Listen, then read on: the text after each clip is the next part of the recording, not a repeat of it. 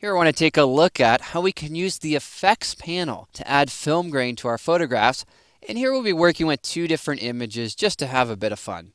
Well, with this first photograph, let's go ahead and zoom into 100%. So we'll go to this one-to-one view here and then reposition the navigator so that we can focus in on the important area of the image.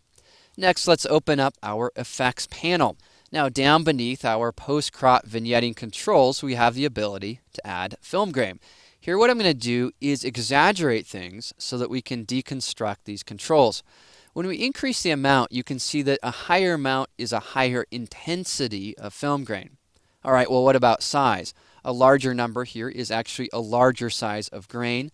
A smaller number is going to be a smaller or more fine amount of grain. What about the roughness?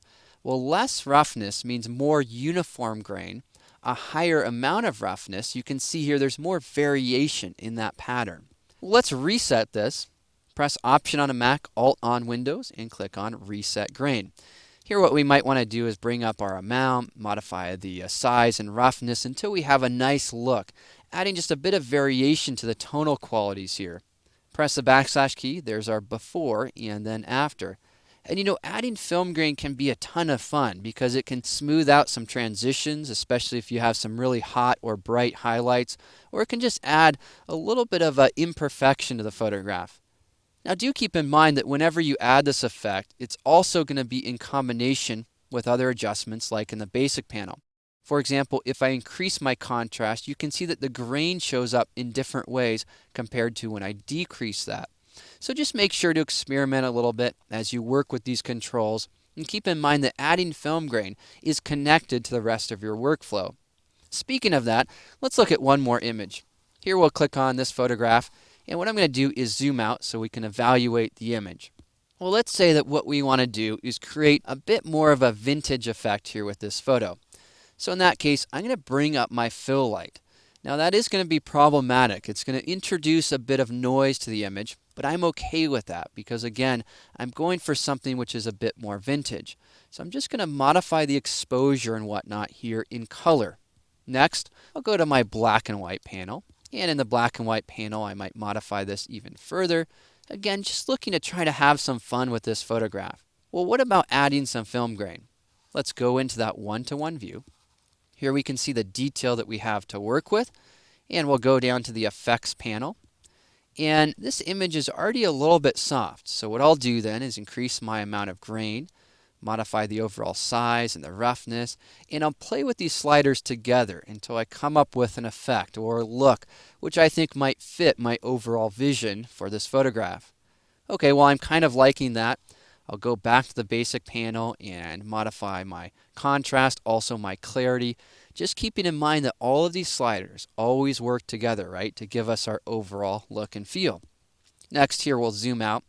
Another thing that I want to do is add some vignetting. It's just too bright around the edges. So let's scroll down, and we'll scroll down to our effects. And in the effects, we'll go ahead and darken up some of those edges. Again, just looking to try to have some fun with this particular type of a look here.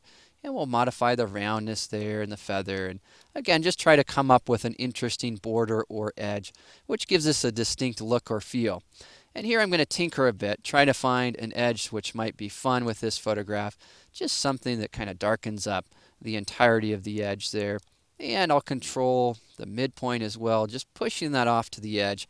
I think that's kind of fun. All right, next thing I want to do is I want to add some tone.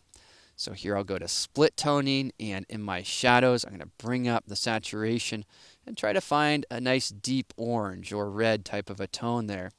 And perhaps a little bit of color in the highlights as well wouldn't hurt. And again, all I'm looking to do here is just illustrate this idea that when we're creating effects, it's using all of these controls together. Last thing I want to do is press the M key in order to select the graduated filter.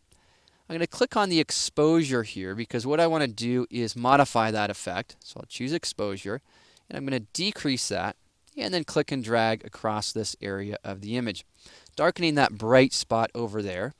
I'll also click and drag here in the foreground, darkening that up as well, and just control this amount. Now, the point here isn't to go into how we do all of this stuff and how we use all of these tools, because I'm assuming at this point you already know how to do those things. Rather, what I want to do is simply illustrate how we can add film grain to our photographs and then connect it with our larger workflow. Well, here I think we have a pretty fun and interesting interpretation of this scene. And let's take a look at the before and after.